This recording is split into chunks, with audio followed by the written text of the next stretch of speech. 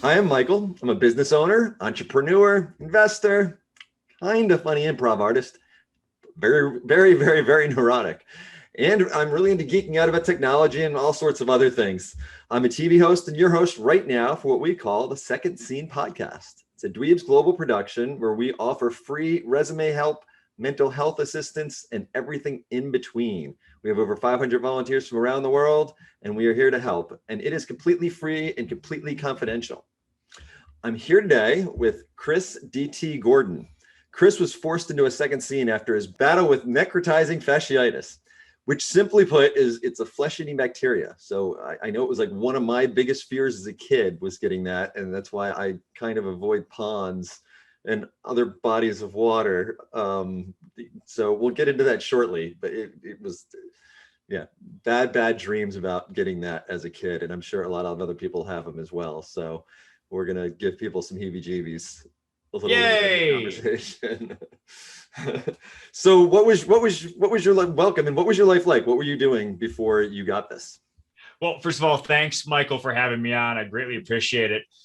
You know, I was 40 years old. I have a wonderful, beautiful, every superlative wife, Becky, who's also a teacher. And I'm a teacher in an online middle school. And I have been since 2012. My three kids fill us with joy and sometimes frustration. At the time, Josh was 6 and Seth and Anna were twins. They were 2 years old. And I was just a normal, average, getting into middle-aged guy. I love teaching. I was an avid runner. I like to do some improv theater occasionally. There's a friend of mine here in town in New Ulm, Minnesota, who has a murder mystery business. So once in a while, I would find myself cast in one of his performances, and I was just living the middle class dream, if you can consider the middle class still existing. Yeah, just every day was a new fun adventure. Okay, I'm not going to talk about it much here because I think my listeners are sick and tired of it, but I do improv and I love it, and I tell everyone they should do it. So, it's fantastic. Yeah, yes, it is. So that sounds like fun, volunteering or helping your friend out as a character in his murder mystery. Yes, yeah, and it's funny because we are very German here in New Ulm, and so a lot of his characters have German traits. There are a few recurring characters in all the plays, but most of them have some kind of German spin on them. There's always someone with a Minnesota accent. Yeah, sure, you betcha. They sound like they're from Fargo. It's all good. It's a lot of fun though. I'm sure it is. I hosted a dinner party for a friend's birthday, a murder mystery. That was tons of fun to do. So continue. I'm sorry. I no, and it's that was basically it. I love I also love comic books. You can see the Ninja Turtles and Deadpool behind me. I am a huge fan of pop culture. The MCU. I love the Marvel movies, and I like the DC movies too. But I'm a huge MCU file. I go to comic book conventions. All the Star Wars stuff I'll take. And so I just was living the middle age geek's dream of being able to do all the things I wanted to do. And I'm not very needy. I like you, I'm a little neurotic, but otherwise I'm not, I don't cost a lot. Let's put it that way. I got you. Yeah. All right, so we'll get to it. So what were you doing when this virus found you, or this bacteria? I always thought it was a virus, but it's a bacteria. What were you doing when this bacteria found you? Well, I was doing probably the most dangerous thing you can do. I was flying my son to the garage because he was being pokey on our morning trek to get the kids off to school. Yes, he was being a 2-year-old, just walking, we all toddling around as 2-year-olds do. So I decided I'm going to pick him up. We're going to have a little fun and fly down to the garage. We have a detached garage in the back of our house. So I'm flying him back and forth. I veer too far to the right and scrape my hand, the back of my right hand. Sounds You pretty know, benign. Sounds pretty benign. It's Michael, as a former boy, I've gotten scrapes before. right. This was no different than any other. Okay. So I put him in his car seat. I kissed them all goodbye. And then I go back into the house, wash out my wound, and begin my day teaching online. I thought nothing of it. 3 days later, I wake up and I find a lacrosse or a fist ball sized bump on my right elbow. Now, I don't usually wake up like that. So I decided, now I'm going to go check this out. Okay. And so as I was driving to the urgent care, I was thinking about what could have happened. And the night before, my wife and I had gone bowling. So I was wondering, did this happen because I wasn't paying attention? I slipped down the lane, like everyone does when they bowl, right? Right. Everyone falls down in the lane and looks like a total idiot. Of course, right? Of course. Yeah. I mean, I'm pretty sore. I can do. Yeah. I So can see popping a muscle or something. I'm achy after a day of bowling. I mean, yeah. I mean, lugging that sphere around, and who knows what could have happened. So I figured, oh, maybe it was that. So I go to the doctor and I tell him what I just told you. And he said, well, could be bursitis. Why don't you, just check on it, keep an eye on it. If something else happens, let us know. So I keep an eye on it that day. And as the day progressed, my bump progressed. It progressed from my elbow to to my hand and then up to my shoulder. Wow. As it did throughout the day, I was becoming increasingly lethargic and nauseous. I saw the toilet a few times. And by the time 8 o'clock rolled around, I looked like the Incredible Hulk in mid-transformation. My right arm was triple the size of my left. Damn. So we decided to grab a babysitter for the kids, who thankfully at that time still went to bed by 8 o'clock. And then Becky drove me to the emergency room. Well, they quickly admitted me because huge arm and started taking my vitals. Well, they found out something else that was fun. I had also gone septic. Oh, wow. That quick. Yes, it I don't know when exactly it started, but yeah, they could not get an accurate blood pressure on me, blood pressure reading on me. So I was in double jeopardy at that time, and they had no idea what was going on. So septic, just so people that don't understand what that is, that means your body's essentially poisoning itself, right? Or yes, it's a reaction that the body the reaction to a foreign agent in the bloodstream, where, like you said, it's an exaggeration where the body will send a chemical through your bloodstream to kill off any germs. However, that too can kill you. It's akin to telling a toddler to pick up his or her toys, and they proceed to burn the house down. Gotcha. Yeah. I think it's getting some people with COVID too. I believe it's some people's immune systems are overreacting, and that's what's causing some of the damage there. But, yes. Yeah. But yeah, sepsis is no joke. So they keep me overnight. In the morning, that attending doctor walks up to my gurney and says the words I never thought I would hear. Mr. Gordon, this is beyond us. We can do nothing more for you here. Whoa. Where do you want to go? After taking in what she had just said, I thought immediately of the Mayo Clinic, which is in Rochester, Minnesota, 2 hours away.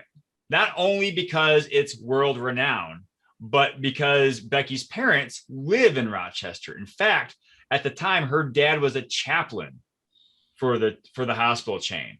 So it just made sense because we had family close by, and Becky and the kids and the dog could stay with them for I'm positive 2 or 3 days this would take to resolve itself. Right. Because it's Mayo Clinic. They can get you fixed up like that. Of course. Band-aid, you're good. Yeah, in and out.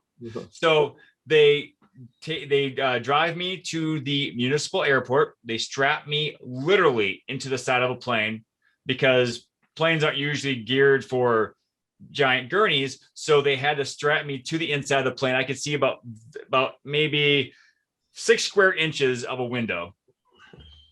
And they flew me to Rochester. Meanwhile, Becky loaded up the kids and the dog and drove to Rochester. Again, we had no idea how long this was going to take. We thought 2 or 3 days. So she drops the kids off and the dog at mom and dad's house. And then she and dad, Bill, drive to the hospital. They meet me at the same time. I'm getting wheeled in. Bill and Becky come in at the same time. Well, they admit me and quickly diagnose me with necrotizing fasciitis. Okay. And as soon as they figure out what this is, they're getting ready for surgery. Wow, it's amazing they knew so quickly what it was. That it was something they could recognize in 2 seconds. At this other hospital, almost had no clue as to what was going on. Yeah, they actually had another gentleman who was at Mayo the week prior with NF. He had lost his arm and then died. Oh wow! They did not tell you this. They did not tell you this at the time, I'm hoping. I found out afterwards. Okay. Yeah, they don't tell you that. So they don't walk up to you. So we're gonna get you into surgery. By the way, our track record is not really good for success here, but you know what? We're hoping you're our lucky charm. Right. Lessons learned from the last one. Yeah. Snip first. Yeah. Did you know at all like how serious this was at this point? I guess rushed into surgery. I had an idea, because I've never had my arm, triple in size before. So, I knew something was up, but I didn't know about NF until after I woke up from my coma. Because they may have told me, I just don't remember, because as they were prepping me for surgery, they gave me some fantastic drugs that killed the pain and a few memory cells, and also gave me some wonderful hallucinations. Gotcha. I'll talk about in a little bit. The last memory I have, and this is a foggy one, Michael, is I was in my wheelchair. The surgeon was sitting opposite me, telling me what was going on, telling me what was going to happen. He had a very serious tone about him because apparently this was killing me or something. Do you remember the movie True Lies? Yeah. Okay. Do you remember the scene where Arnold's character was drugged and he proceeds to tell the captors how he's going to escape and kill them all? Right. Yeah, I do. That was me without the murder. I got you. I was very confident. I was almost jovial. And I was gung-ho to get this done. Apparently, the surgeon was not used to that. No. He told me later on that kind of weirded him out a bit because he was used to people being not whiny, but crying, scared, praying. And I was just, let's go, let's do this.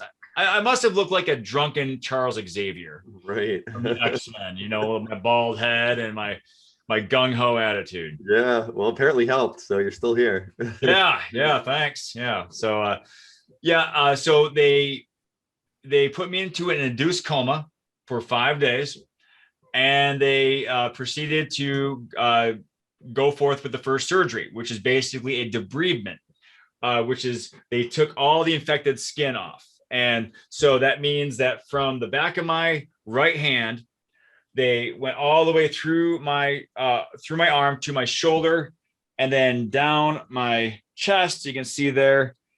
Oh wow! And then all the way to the back. Man, it had already spread that far. Holy cow! Yes. They said it was akin to a forest fire. Yeah, and that's how they treated it. They cut in front of the infection to make sure they removed all of it. Right. God, they had to be so careful that they got it all. Yes. That's crazy because I'm sure it was even hard to tell where that was ending. It was moving so fast. Yeah, it was progressing pretty quickly for such an infection. Yeah. So they would draw a red line as to where they would cut.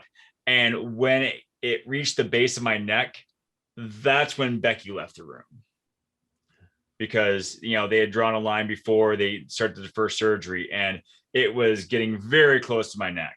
But that's also when they decided to start operating. So the first operation was to remove all the infected skin and tissue. They noticed that during that first surgery, the infection had gone so far into my right hand that they were certain they would have to amputate. In fact, they told Becky and my brother Jeff, who flew in from Michigan, that very thing. We're going to have to amputate. So they were prepping for that. However, when they actually started the second surgery, the occupational therapist in attendance noticed I still had hand function. So what they elected to do was they extracted a 15-inch by 4-inch flap of skin from my left thigh and placed it on my right hand and forearm. Oh, wow. And since this is my thigh on my hand, I call this my thand. And you can special abilities because it has longer hair. You can braid it. Yeah. And and so it's I have a little more feeling in this area than I do in the skin grafts, because skin grafts do not have nerve endings, more or less. Okay. And so I do have a little more skin, a little more feeling here, but they just did such a masterful job because it's flush with my original skin. Yeah. And they say that usually with flaps like this, there's going to be a little raise in it. Mm-hmm. But no, for the most part, it is flush with the rest of my arm. Did they do all this while you were still in that coma? Oh, yes. Okay. Oh, wow. Yeah. And also speaking of the skin grafts, they took a skin graft harvester. That is the name of it, a skin graft harvester, which looks like a cheese grater on steroids. They ran it up and down my back and my thighs to make sure I would never tan. Being a ginger, I had a little chance at first, but they said, no way, buddy. Just use sunscreen. So, so I have the harvested skin grafts, and that's what covers the infected areas that weren't covered by the flap. The skin graft is just a layer of skin, though, where they're not actually. Okay, so that's okay. Yeah, and actually, going back to the flap real quick, the wound they left when they extracted the skin flap was so large that they couldn't close the wound naturally. So they had to remove my vastus lateralis, which is my outermost quadricep muscle for my left thigh. Oh, wow. So instead of having a quad, I have a tri now. You could walk on it, I'm guessing? And Oh yeah. The only time I feel it really is when I'm on long runs. My left leg tires out a bit more a bit sooner before my right does. Okay. But otherwise, there's no change in my gait. Oh, interesting. And it's just that the other muscles just have to work a little harder. Right. You'd think it would alter you a little more than that. That's pretty neat. Yes. 5 days later, I thought I was at the bottom of a water slide where I was being pummeled by green liquid. Apparently, I was throwing up CT fluid, and there's so much that I thought it was water. Remember those hallucinations I was talking about? Yeah. That's one of them. You were on Nickelodeon being slimed. You were throwing up. Yeah. I thought it was like, what was that? Double Dare. Yeah. Act. So I woke up not too happy. Right. My brother walked in, looked at me, and almost flew back to Michigan. Yeah. But thankfully he didn't. So that night, Becky, my brother Jeff, and Bill come back to the hospital. Well, Jeff was already there. So they all congregate around my gurney, start telling me what had happened. They don't tell me too much, but just to make sure everyone's fine. And, they asked me to let people, what should I say to people? Hey, just thanks for the prayers. Thanks for the well wishes. And they let me go to sleep. And so during that first night, I'm taking stock of how things are going to be now. I'm looking at my arm. It's covered by a huge cast, a huge yellow cast. Even my pinky was covered, which I thought was weird. I thought they had amputated my pinky. So I started imagining, again, hallucinating, that I could get a robo pinky. So that would have a laser point at the end. So I could go back into a traditional classroom and use my pinky finger as a laser pointer. You were hoping for some of that. Oh, a little part of me was a little disappointed when I found that he was still there, but I still love him. So a little while, the next day, I can't remember exactly if it's the next day or a day after, Becky and I are talking about things that have gone on. And I've had a little time to take stock of what life was going to be like from here on out. Right. I'm hacked up. I was basically filleted, Michael. I can't imagine. I got muscles missing now. I have blood clots because I've been so sedentary. I'm just a mess. Becky starts telling me about all the things that people have done for us while I was out. We've had people shovel our walkways and snowblow our driveways because it's still March in Minnesota. And we've had people donate toys and food to our family. Remember, we thought this was going to be 2 or 3 days. It turned out to be 2 weeks that Becky and the kids were at mom and dad's house. So people are dropping off toys to the kids, playing with the kids when you can do that without needing a mask. People are donating money to a GoFundMe account that a friend of Becky's from high school set up who had never met me. So she's telling me all these things.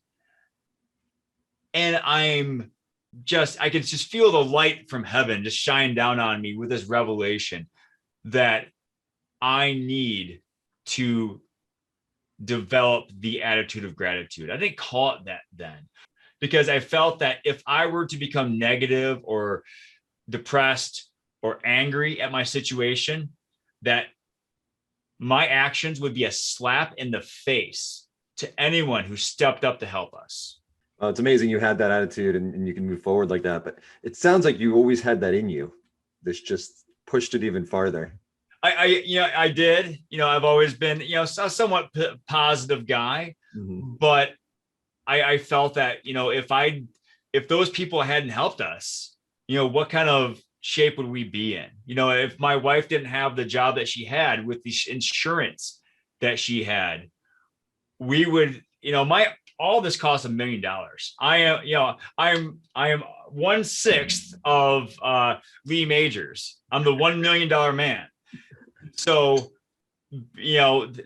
so I had to be thankful that we didn't have that bill, and so starting to take stock of all the things that were good in my life, not only the big things, but the small things as well, the seemingly insignificant aspects of my life that I was appreciative of, really started to take hold.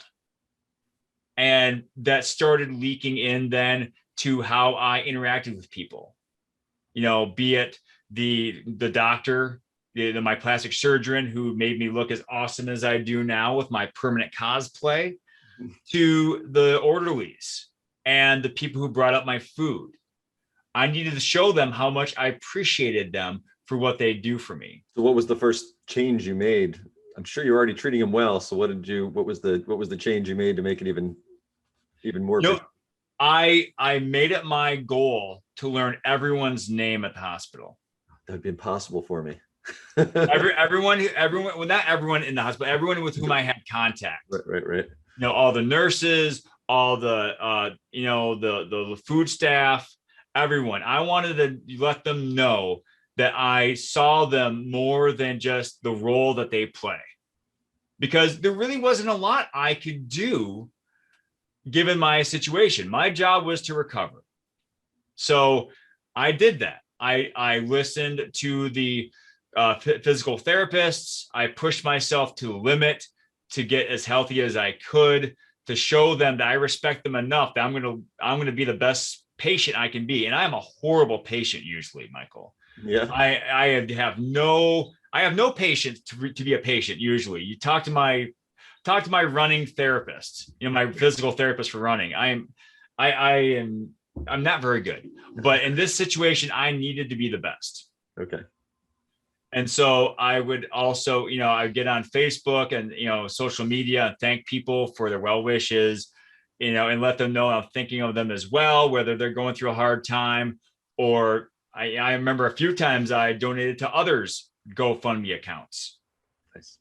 Because I felt now this is my purpose. My purpose is to help people live grateful, positive lives because I'm living proof that when you have a grateful, positive life, you make positive choices. And those positive choices have benefited me to this day. I mean, I'm talking to you, aren't I? I mean, that's a positive thing in itself. Mm-hmm. And so I need to let people know that, yes, life sucks sometimes. You're going to get knocked down. But how you approach that situation will forever change the rest of your life. Right. So you call it the attitude of gratitude. Yes. Or And, TAG for short. okay. What else can you share about the attitude of gratitude? What's its quote? Well, I'm a simple guy, so I keep it simple. Okay. There are 3 steps to TAG. And you can see it right up there, in fact. The T stands for think of all the big and little things in your life that you are grateful for.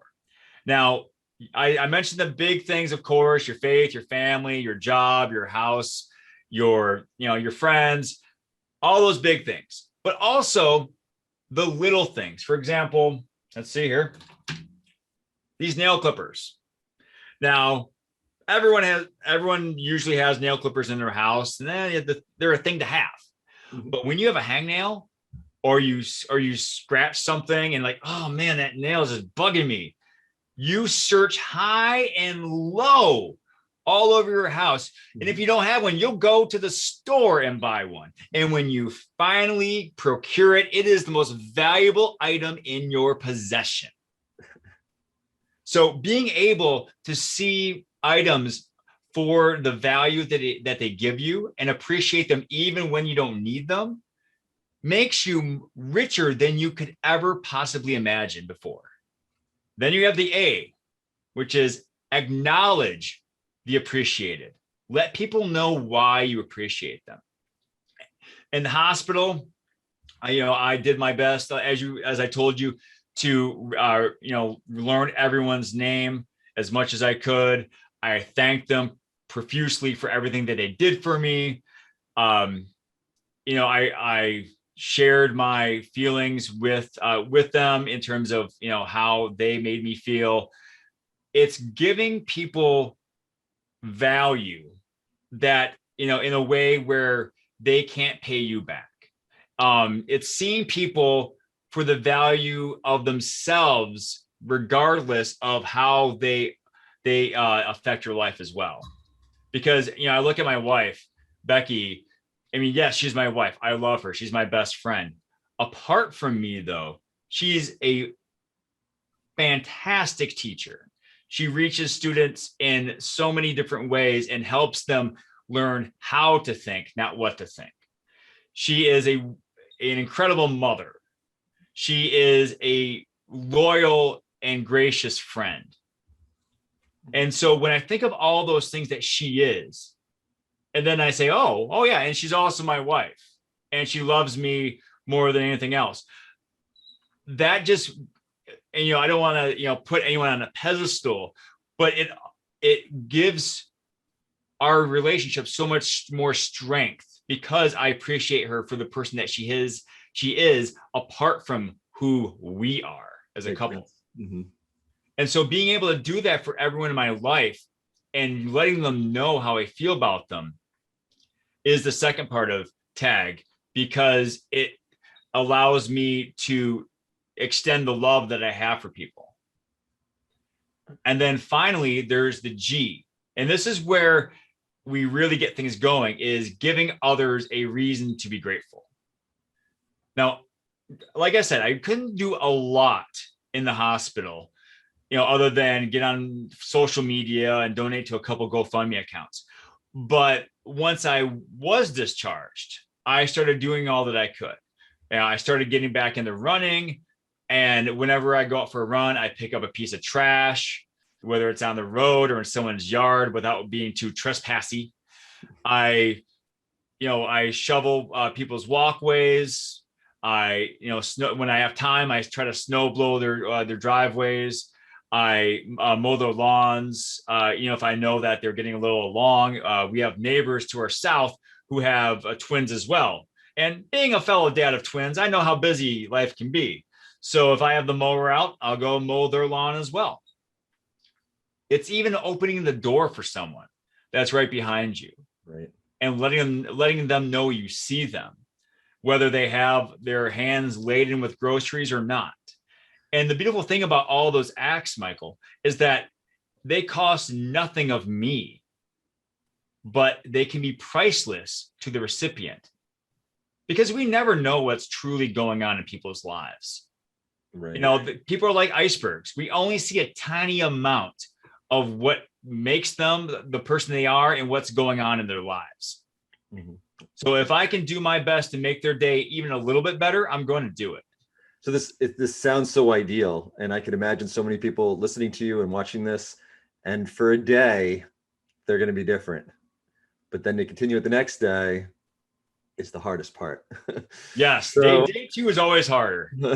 and I mean, then like every 90% of what people do, things fade away, and people stop going for that goal or going for the change that they want to do. Do you have like a program that helps people continue it, or start with baby steps? Or I have it's in post-production. I have a course based on TAG. It's a 3-week course where the first week we practice practice being thankful for things. We write down at least 3 things that you're thankful for. You write down why you're thankful for them, and if possible, how your life would be worse without them. Being able to see what, almost like It's a Wonderful Life scenario. My life would be horrible without these nail clippers. So being able to, to take stock in all the things that are good in your life. That's the first week. The second week, we keep the tag. Then we work in the acknowledging the appreciated. We think of 1 to 3 people every day that you can thank for something that they've done for you. Or maybe it's not even something they've done for you. It's what they do for the world. Maybe they're always the person posting really cute, inspirational pictures on Facebook. Or maybe they've got a kind smile for someone at church, or, whatever it is that you appreciate that they do, or for whom the person they are. That's the second week. And then the third week, we take the T, the A, and then throw on the G. And we start thinking of ways that we can give others a reason to be grateful. And along with those daily practices, I have videos where I share some statistics about, the benefits of gratitude, some studies from the University of California, Berkeley. I go into, I take deep dives into why it's psychologically beneficial to be gracious or grateful, as well as the physical and social aspects. Right. No, I'm sure, just positive thinking, Yes, sir. It all goes into it. Well, thank you. This was super interesting. I'm glad that you have such a cool arm now and you appreciate it. And oh yeah, in fact, I actually put it to use a year after I received it. I'll show you a quick picture here. Okay. So my best friend in college flew in to see me while I was in the hospital. He lives in Montana, and to keep up a tradition that we had started of visiting each other, I flew to Helena the next year, and then we road tripped to Salt Lake City, Utah, as opposed to Salt Lake City, Arizona. And there was a comic book convention there, and Mark Hamill happened to be there. Okay. So I figured Luke Skywalker needed his hand back. That's funny. So I got a picture of me showing my scars and cutting my friend's hand off to give it to him Actually, that's a mannequin hand I bought, and I burned slightly, so it looked like it was cut off by a lightsaber. That's funny. But yeah, no, these are awesome cosplay options for me. That's awesome. You have such a great attitude towards it. It's amazing. You know, so many of us all get like a pimple, and it's like the end of the world. Yeah. You know, it puts things in perspective. So, well, I really appreciated this. Where can people find you? Definitely. Thanks, Michael. They can find me at linktr.ee/Chris DT Gordon. That's where I have a couple of speaking websites where I talk about how my message could benefit young people, high school students, middle school students, college students, and where people can reach me for speaking opportunities, either in person or virtual. That's the beauty of being an online teacher. I can speak all over the world, and it's not new to me. I also have my podcast called Scar Bearers, where I talk with other people with either physical, emotional, or psychological scars, and we talk about how they deal with their tales of trial and triumph. I have the podcast, I have the YouTube channel that mirrors that. I also have a tag one sheet that people can download for free. It goes through the steps of tag, and it's a good daily reminder to help them live the attitude of gratitude every day.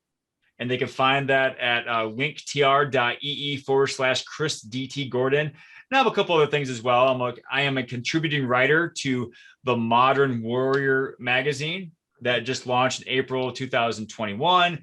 I am a co-author of the book Business, Life, and the Universe, Volume 3. Right there, Blue Talks presents. And I just try to keep busy sharing my message and helping people live more positive, grateful lives. And if you want to email me, it's chrisdtgordon@gmail.com. Okay. Well, you're doing some wonderful things. I will definitely post the links down below. So please, everyone, go check them out. And thanks again, Chris. This was super interesting. Got me squirming a little bit. But yeah, it's just amazing what you've been through. So thank you. Well, thank you, Michael. Again, I greatly appreciate the opportunity, and it's good to talk with you again. Great. Well, again, this has been a Dweebs Global production. You can go to them for free mentorship help. They have over 500 mentors from around the world, every language, anything from resume writing to mental health and whatever's in between. So dweebsglobal.org.